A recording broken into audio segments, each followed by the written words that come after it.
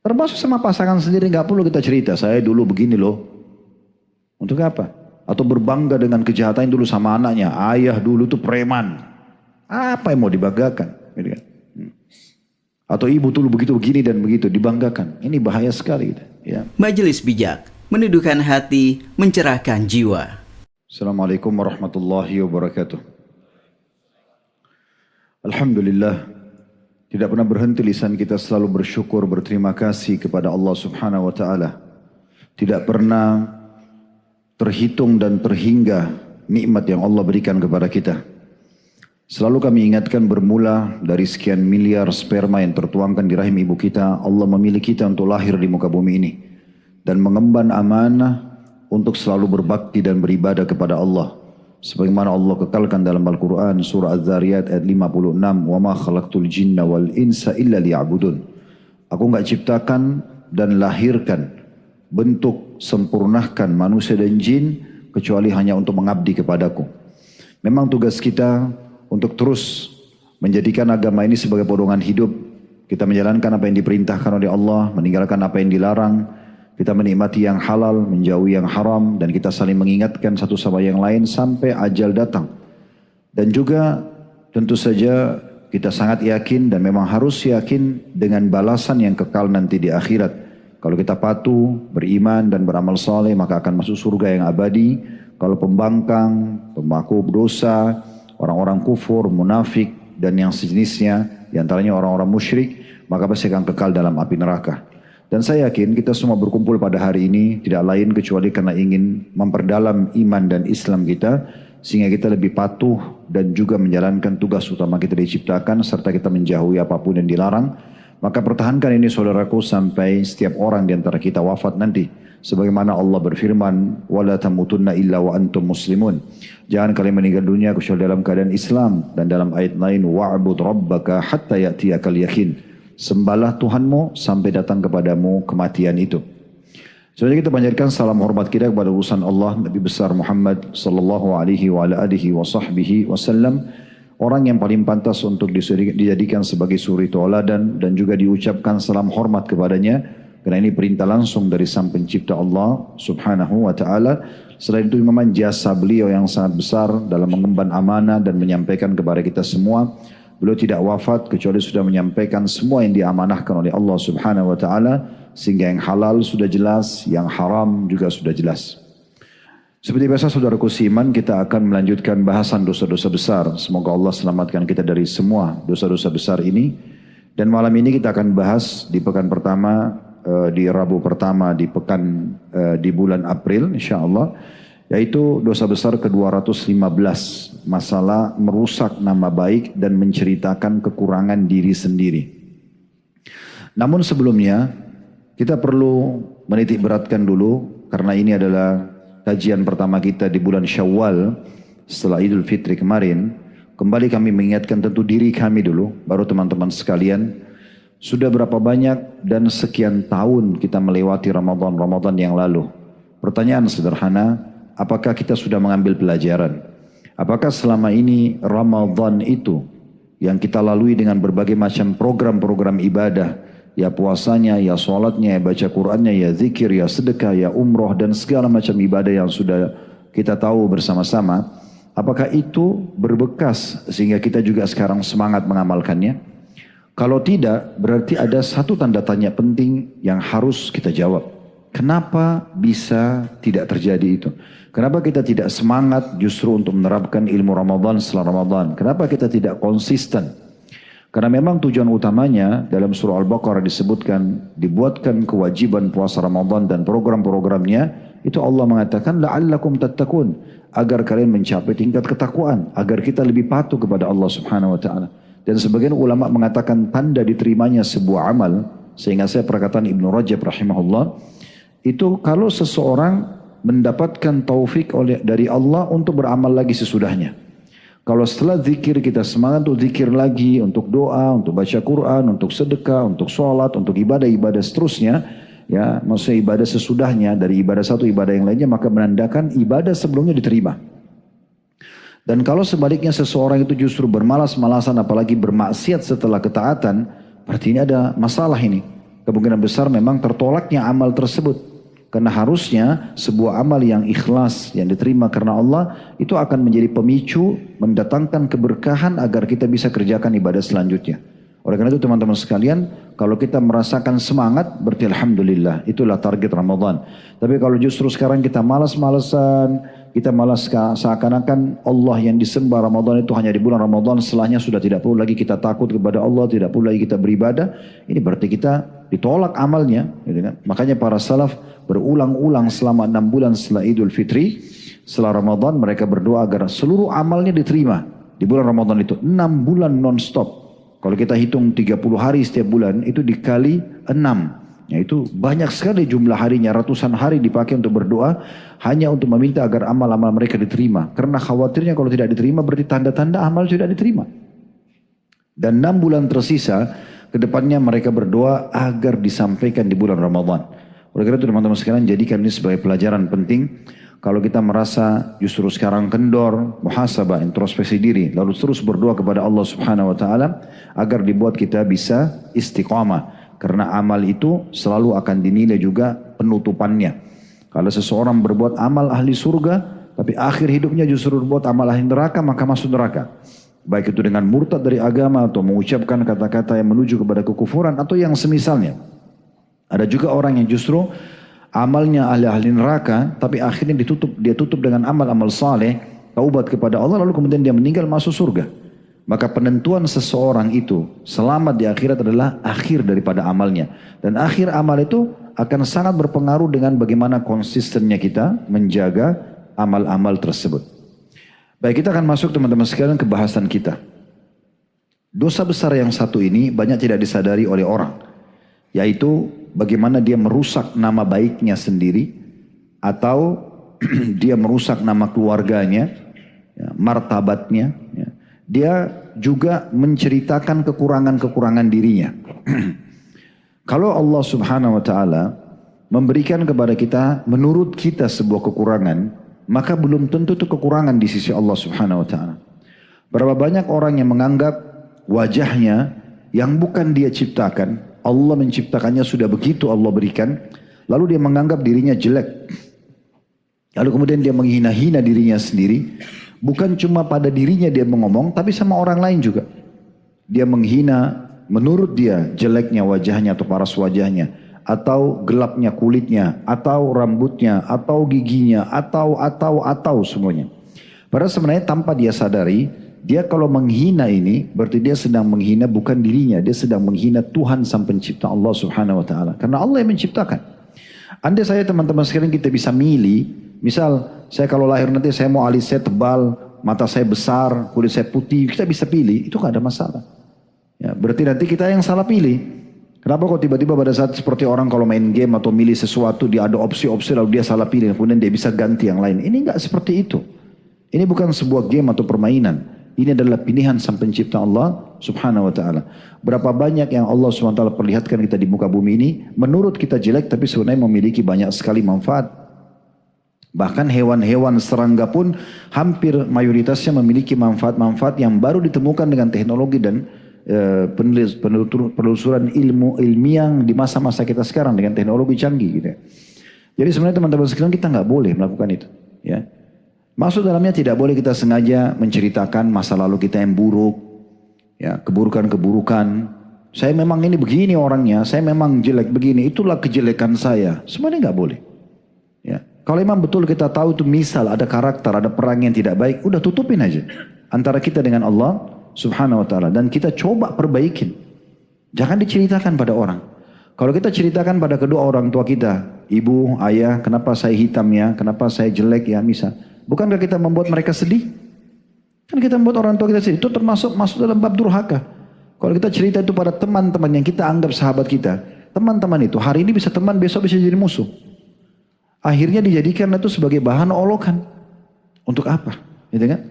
Perbuatan dosa pun yang pernah kita lakukan teman-teman jangan diceritakan pada orang lain. Nggak boleh. Bahkan menceritakan dosa yang pernah kita lakukan masuk dalam kategori dosa besar. Kita pernah buat apa? Jangan dibangga-banggakan, jangan ceritakan pada orang lain. Dulu saya pernah begini, nggak usah. Ya, nggak usah kita bicara. Bahkan kalau ada yang nanya, bukan dulu kamu pernah buat begini? Itu urusan saya sama Allah gitu. Tidak usah peduli dengan masalah kita. Dan tidak usah kita merasa kecil hati karena dulu ini kita pelaku maksiat. Saya pernah membuat tablik akbar, judulnya iya, inilah aku sekarang. Kalau teman-teman ikuti di playlist YouTube itu coba dinonton, itu sekitar 2 jam, hampir 3 jam di kota Makassar waktu itu. Khusus bagi teman-teman yang memang dulu merasa jauh dari Allah, sekarang lalu taubat.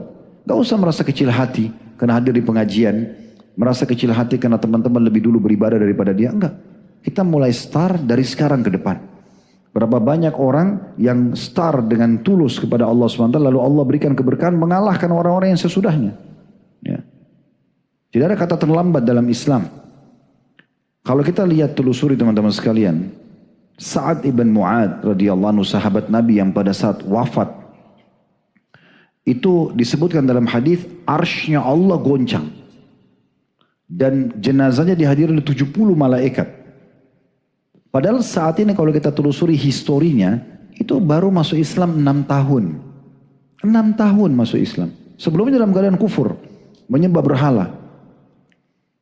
Allah subhanahu wa ta'ala memberikan keberkahan dalam ketaatan seorang hamba walaupun waktunya pendek, asal dia tulus, asal dia benar. Tidak ada satupun sahabat yang disebutkan dalam riwayat pada saat wafat arsy Allah goncang. Abu Hurairah, perawi hadis yang sangat banyak, 2000 sekian hadis diriwayatkan oleh beliau, bahkan perawi hadis laki-laki paling banyak, itu masuk Islam di tahun 7 Hijriah. Nabi wafat tahun 11 Hijriah. 3 tahun saja masuk Islam. Siapa yang sekarang tidak kenal Abu Hurairah? Hadisnya di mana-mana.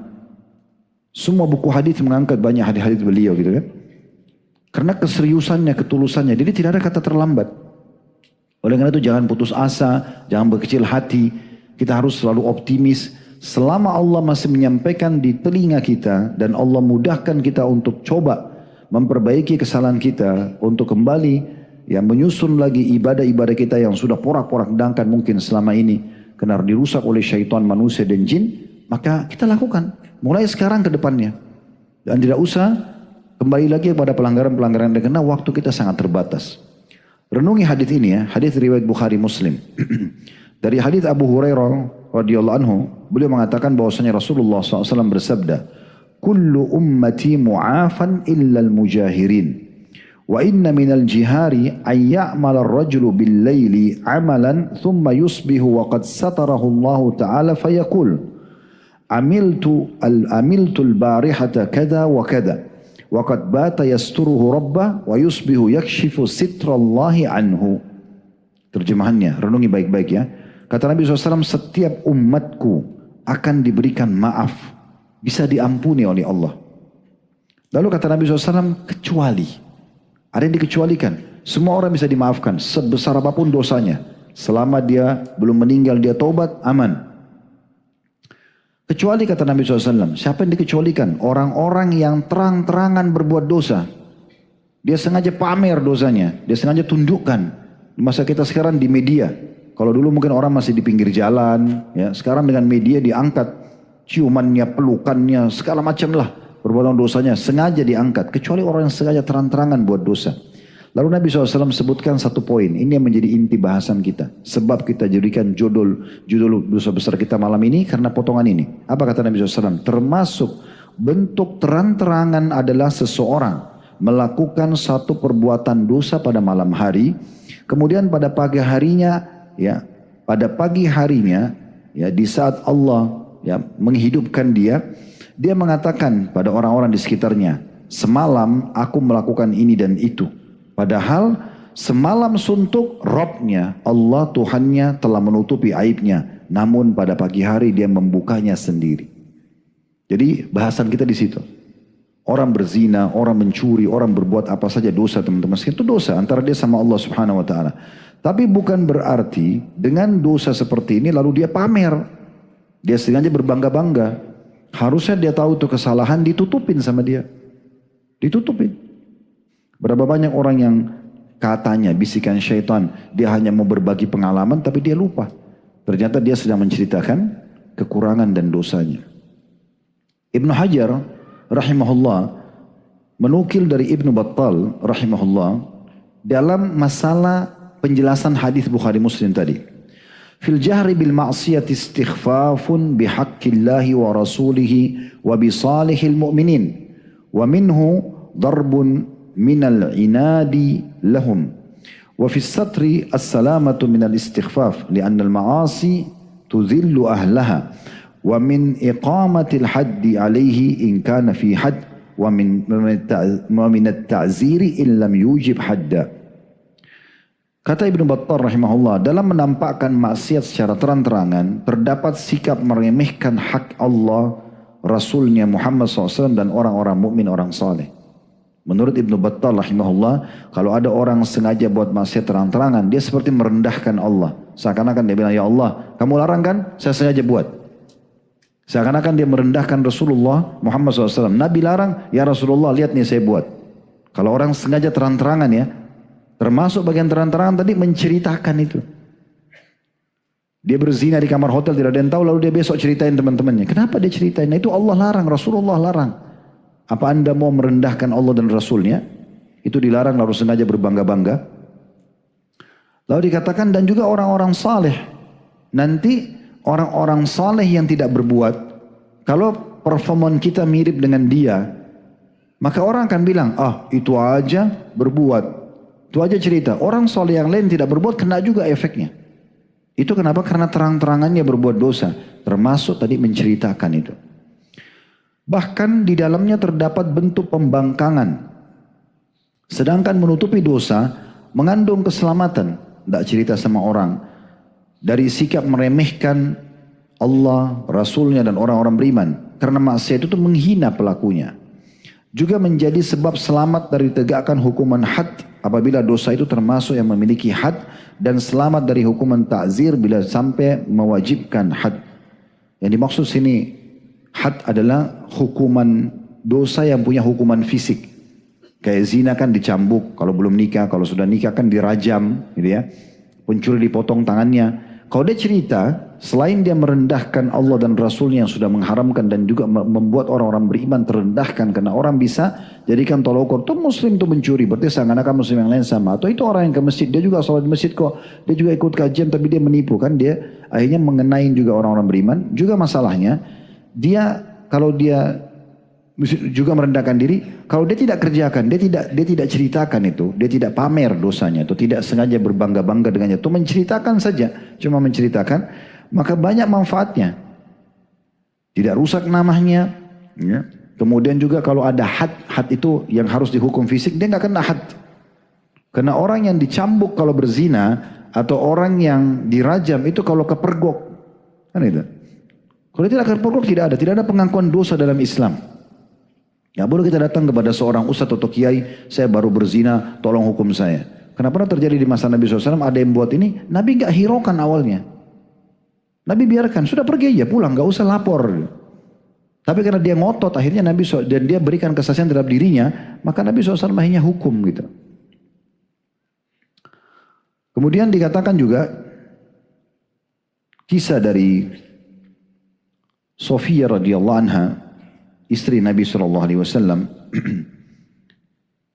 Beliau pernah satu waktu menjenguk Nabi SAW atau mengunjungi Nabi di masjid pada saat Nabi sedang itikaf di 10 terakhir Ramadan. Lalu dalam riwayat dikatakan ia berbincang-bincang dengan Nabi SAW, dan pada saat akan pulang maka Nabi SAW berdiri dan mengantarnya.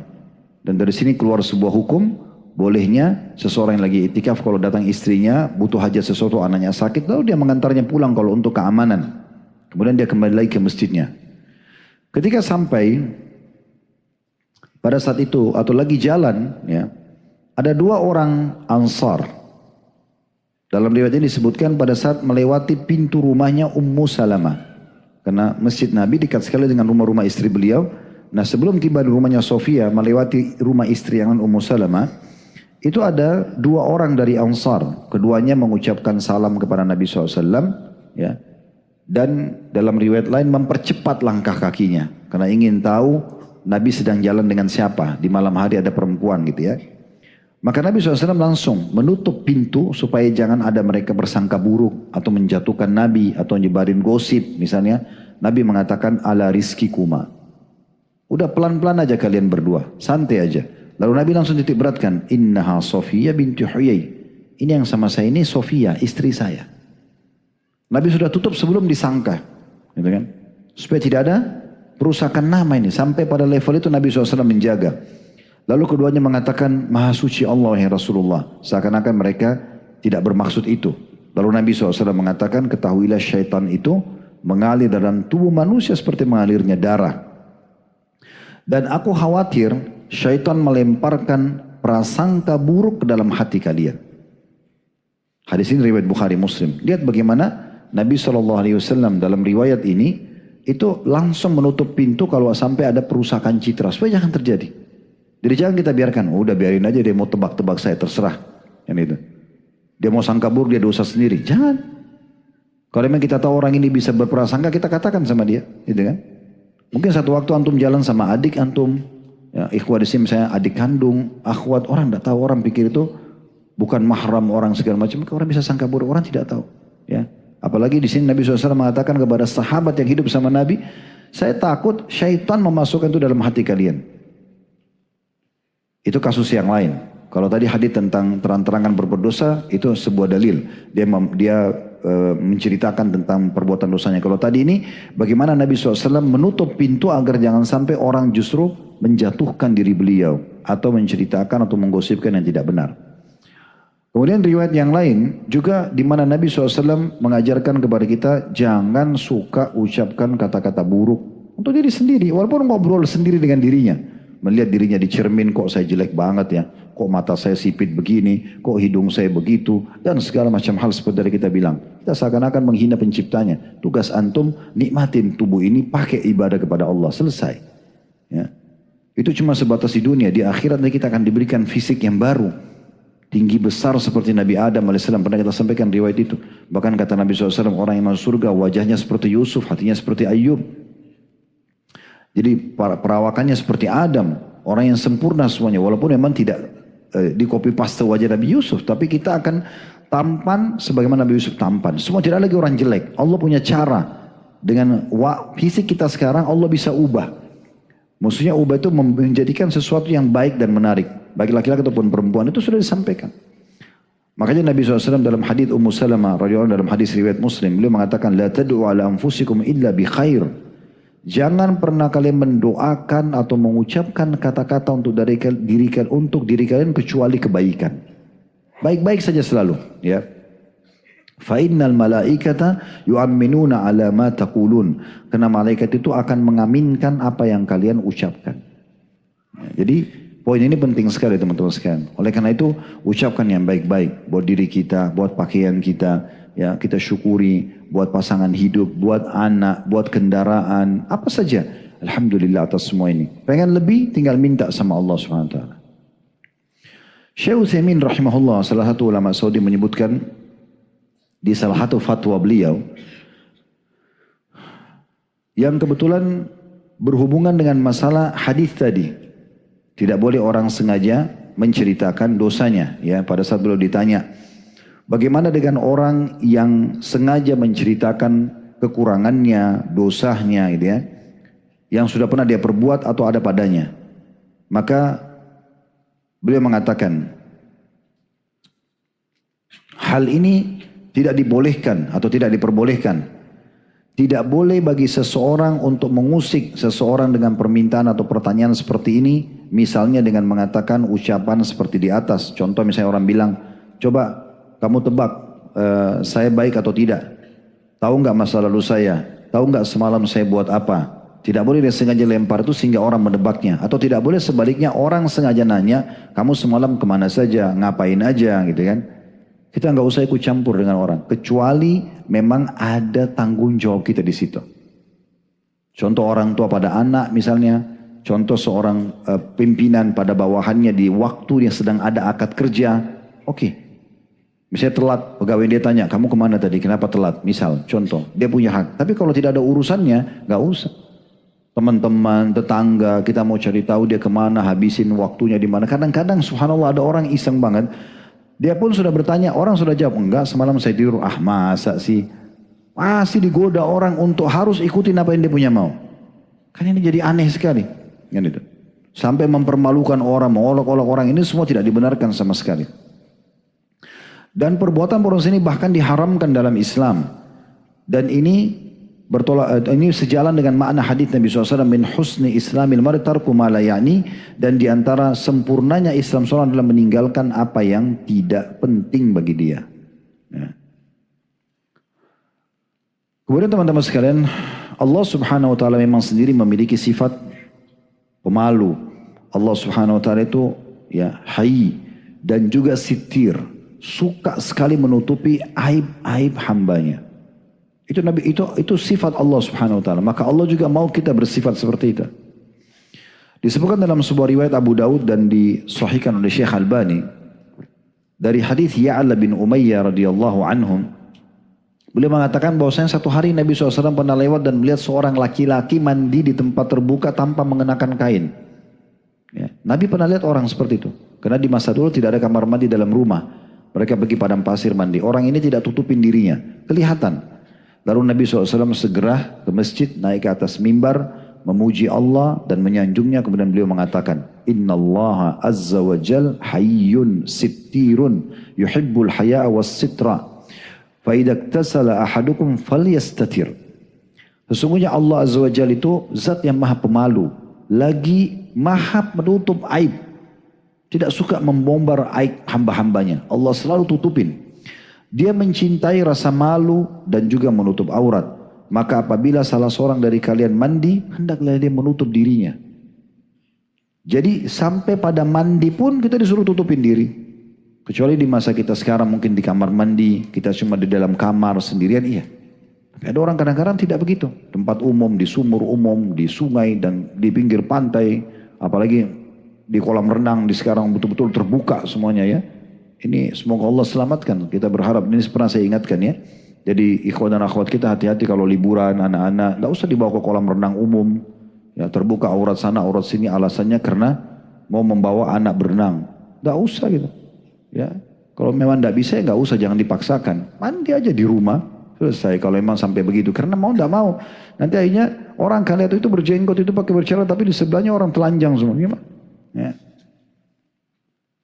Al-Baihaqi mengatakan, menjelaskan makna hadits ini, wa qawluhu sittir yakni annahu satirun yasturu ala ibadihi katsira wa la yafdahuhum fil masyahid kadzalika yuhibbu min ibadihi as-satra ala anfusihim wa ijtinabi ma yashinuhum wallahu a'lam. Maknanya ya, Allah itu maha menutupi aib hamba-hambanya, adalah sering menutup aib mereka dan tidak mempermalukan mereka di hadapan manusia. Bayangkan teman-teman, kalau kita dari lahir sampai sekarang Allah mau buka aib kita terlalu banyak. Tapi justru Allah memang punya sifat sitir, suka nutupin kesalahan hambanya. Oleh karena itu banyak ditutup. Ada yang mungkin terbuka tapi tidak seberapa dibandingkan yang tertutup ya. Itu pun kalau terbuka kadang-kadang karena dia cerita sendiri, atau mungkin ada orang iseng sengaja mencari-cari kesalahannya. Makanya kita pernah bahas juga, termasuk dosa besar memata-matai orang lain. Gak boleh sengaja mencari-cari kesalahan orang lain gitu ya. Demikian pula Allah mencintai dari hamba-hambanya agar mereka menutupi diri mereka sendiri, serta menjauhi perkara-perkara yang mencoreng kehormatan mereka. Gak boleh ya. Dan Allah lebih mengetahui. Maksudnya Allah lebih tahu untuk apa kita sibuk menceritakan ini dan itu misalnya. Ya. Begitu juga sifat yang luar biasa dari Allah Subhanahu Wa Taala dalam hadis Bukhari, dalam hadis Muslim dari hadis Abu Hurairah radhiyallahu anhu dikatakan bahwa Nabi SAW bersabda, la yasturullahu ala abdin fid dunya illa satarahullahu yaumal qiyamah. Tidaklah Allah menutupi aib seorang hamba di dunia. Kalau dia terus bertahan, dia juga tidak menceritakan aibnya, kecuali Allah akan menutupinya juga di hari kiamat. Allah tidak akan buka. Di depan orang semua, Allah tidak akan buka.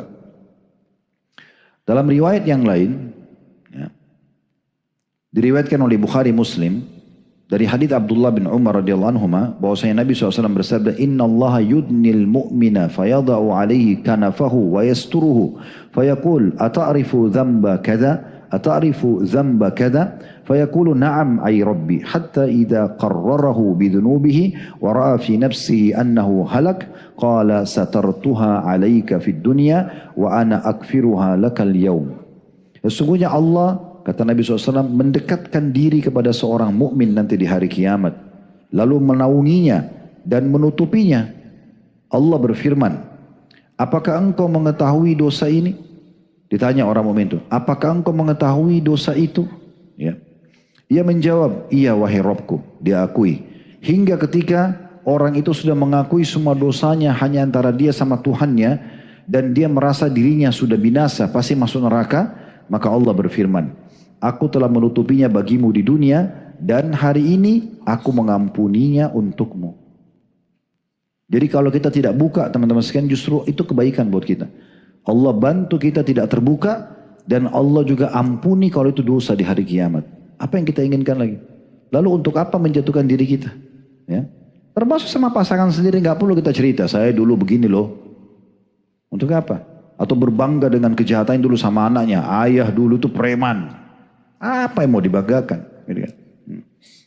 Atau ibu dulu begitu begini dan begitu, dibanggakan. Ini bahaya sekali. Gitu. Ya.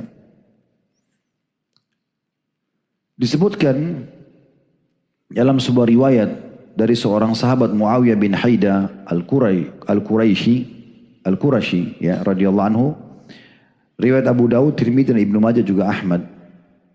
Beliau mengatakan, ihfad aurataka illa min zawjatika aw ma malakat yaminuk. Qala qultu fa idza kana al-qawmu ba'duhum fi ba'd qala in istata'ta alla yaraha ahadun fala yarayannaha. Qala qultu ya Rasulullah. Maaf, ini Muawiyah menukil dari Nabi SAW. Nabi mengatakan, ihfad aurataka illa min zawjatika aw ma malakat yaminuk. Jagalah auratmu kecuali dari istrimu, pasangan hidupmu, atau budak yang kau miliki. Kemudian qala qultu fa idza kana al-qawmu ba'duhum fi ba'd. Lalu Muawiyah mengatakan, ya Rasulullah, bagaimana kalau satu kaum sedang bersama sebagian dengan lainnya, maksudnya laki-laki sama laki-laki, perempuan sama perempuan, apakah itu juga tidak boleh saling melihat aurat? Qala in istata'ta alla yaraha ahadun fala yarayannaha. Kata Nabi SAW, upayakan semaksimal mungkin tidak ada satupun orang yang bisa melihatnya. Ya, jangan membiarkan orang melihatnya. Kalau tidak kelihatan, jangan sengaja diperlihatkan. Qala qultu ya Rasulullah idza kana ahaduna khalian. Lalu Muawiyah mengatakannya, Rasulullah, bagaimana kalau kami lagi sendirian? Gak ada orang-orang gitu. Qala fallahu ahaqqu an yustahya minhu minan nas. Kata Nabi SAW, maka pada saat itu sadarilah Allah lebih berhak untuk engkau malu kepadanya daripada manusia. Jadi kalau kita lagi sendirian pun teman-teman sekalian, kalau lagi tidak ada hajat sama sekali, nggak usah buka-buka aurat. Sengaja lari-lari sana sini di rumah nggak pakai baju misalnya. Oh karena nggak ada orang yang lihat, nggak usah. Tutup aja. Ada Allah sementara, ada malaikat, nggak gitu. Orang beda kalau berhubungan biologi suami istri itu lain lagi. Tapi kalau misalnya dia sendiri di rumah, gitu kan, dia pikir tidak ada orang ini untuk apa? Fudail bin Iyad, sekarang kita masuk perkataan salaf. Fudail bin Iyad berkata rahimahullah, al-mu'minu yasturu wa yansah, wal fajiru yahtiku wa yu'ayyir. Orang mukmin itu menutupi dan menasihati. Orang mukmin suka menutupi dan menasihati. Itu sifat orang mukmin. Dia tutupi dirinya atau dia tutupi saudaranya yang lain. Dan kalaupun ada kekurangan dia nasihati. Sedangkan orang fajir, memang orang buruk, suka membuka aib dan mencelah. Makanya kadang-kadang saya berbagi di pengajian teman-teman, kalau mau tahu teman baik, ikhwah sama ikhwah, akhwat sama akhwat, lihat di awal kita berteman atau selama kita berteman. Apakah dia pernah menceritakan aib dirinya atau orang lain? Kalau pernah, berhenti berteman dah. Karena kalau dia sekarang bisa ceritakan aib dirinya sama orang yang dia kenal, maka besok antum yang akan diceritakan. Ya. Tapi kalau kita duduk sama orang yang ada cuma pembicaraan masalah ilmu, hal-hal yang bermanfaat, minimal mungkin hal yang mubah urusan dunia lah. Cuma tanyain kabar misalnya, atau bahas masalah transportasi masih oke. Tapi kapan dia cerita tentang kekurangannya, nakalnya, maksiatnya, atau malah orang lain. Ya. Kadang-kadang ada akhwat pernah menyampaikan kami di pengajian, Ustaz gimana kita menghadapi, kadang-kadang di pengajian sudah di masjid, sudah tahu manhaj salaf, malah ceritanya gosipin orang. Gosipin suami, gosipin temannya. Ini kalau seperti ini nggak benar. Semoga Allah kasih hidayah. Kalaupun begitu tinggal dinasihatin, tapi untuk dijadikan sebagai sahabat jangan. Karena kalau hari ini target dia adalah diri dia atau pasangannya, besok adalah antum. Selesai. Makanya Fudail bin Iyad memiliki satu pesan penting buat orang-orang beriman. Orang mukmin itu selalu menutupi dan menasehatin. Dan orang-orang fajir justru sibuk membuka aib dan mencela. Dan seorang salaf lain mengatakan, Inni la ara syai'a akrahu, fala atakallamu bihi makhafata ain ubtala bihi. Kadang-kadang aku melihat sesuatu yang aku benci, aku nggak suka dari seseorang misalnya. Namun aku tidak berani membicarakannya karena aku takut diuji dengan hal yang sama. Ya. Misalnya kadang-kadang ada orang penampilannya buruk nih. Menurut kita, menurut dia sudah bagus. Lalu kemudian kita sengaja menyinggung-nyinggung misalnya. Khawatirnya malah nanti Allah balik, kita juga akan berpenampilan buruk. Ingat pernah kita sampaikan perkataan Umar radhiyallahu anhu tentang masalah syamata, merendahkan orang yang beliau mengatakan, kalau depanku ada orang lewat perempuan perutnya hamil besar, aku khawatir kalau aku bilang ih perutnya besarnya, nanti perutku juga jadi buncit. Karena bisa saja Allah menjadikan itu sebagai ujian bagi orang yang suka menghinakan orang lain. Dan kalaupun misalnya kita mengetahui teman-teman sekalian ada orang yang misal kita lihat itu sesuatu yang menurut kita kurang baik, kita memberikan nasihat, pasti dengan cara yang baik. Assalamualaikum warahmatullahi wabarakatuh. Ada sedikit masukan buat dari saya. Misal, maaf ada bau badan, penampilannya kurang bagus, kita lalu membahasakan baik-baik. Tapi jangan depan umum. Makanya ada syairnya Imam Syafi'i rahimahullah yang menarik. Beliau mengatakan begini. Ta'ammadni binushika fi infiradi, ya. Wajannibna an-nasihata fil jama'ah. فإن النصح بين الناس نوع من التوبيخ لا أرضى استماعه وإن خالفتني وعصيت قولي فلا تفزع إذا لم تؤت طاعة. Kurang lebih artinya, berilah aku nasihat ketika aku sendirian dan jauhilah menasehatiku di tempat umum atau di keramaian. Karena nasihat di hadapan umum itu adalah salah satu bentuk teguran yang aku tidak suka mendengarnya. Maksudnya umumnya orang kalau ditegur depan orang, dia tidak suka menerima. Dan salah satu bentuk teguran yang aku tidak suka dengar, ya, bila engkau menyelisihiku, tidak sependapat denganku, lalu tidak mengikuti ucapanku, maka jangan marah, ya, bila nasihatmu tidak ditaati. Tapi inti bahasan dari perkataan beliau adalah jangan sampai kita teman-teman sekalian nasihatin orang, sebutin bukan cuma diri kita ya, orang lain pun di depan umum. Terakhir mungkin tentunya ada beberapa poin yang kita beratkan. Juga ada perkataan Imam Syafi'i, man wa'ada akhahu sirran faqad nasahu wa zanah, wa man wa'adahu alaniyatan faqad fadahu wa syanah. Siapa yang menasihati saudaranya secara rahasia, maka sungguh ia telah menasihatinya dan telah menghiasi hidup orang itu. Dan siapa yang menasihatinya secara terang-terangan di depan umum, maka sungguh ia telah mempermalukan, justru menghinanya. Sebagai menutup teman-teman sekalian, adalah yang perlu kita perhatikan baik-baik, kalau seandainya ada kekurangan menurut kita pada diri kita. Ini sebagai penutupnya. Yang pertama teman-teman sekalian, mohonlah kepada Allah agar ditutupi, poin pertama adalah tidak menceritakannya pada orang lain, kecuali ahlinya. Kalau ahli beda, misal contoh kita punya penyakit, kita bicara pada dokter dan kita bicara. Tidak usah penyakit itu dibicarakan pada semua orang. Apalagi orang yang tidak faham. Karena bisa saya tadi saya bilang kalau depan kita itu adalah teman. Bisa saya berubah jadi musuh. Apalagi kalau musuh sudah jelas-jelas dijadikan sebagai senjata untuk menyerang kita.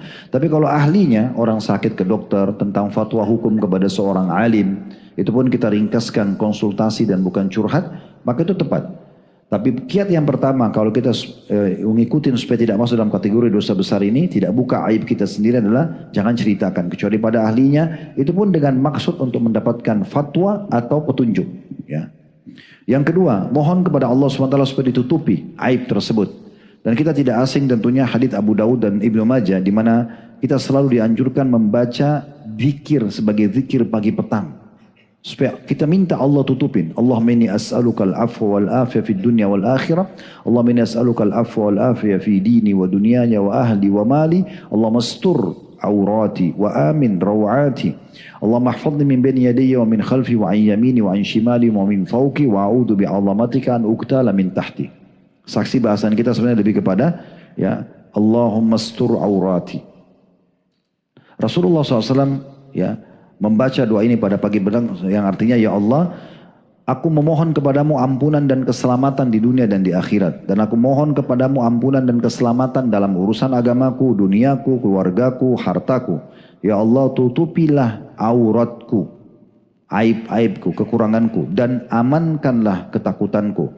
Ya Allah, jagalah aku dari depan, belakang, kanan, kiri, dan dari atasku. Aku berlindung dengan keagunganmu, disergap atau ditimpa musibah dari bawahku.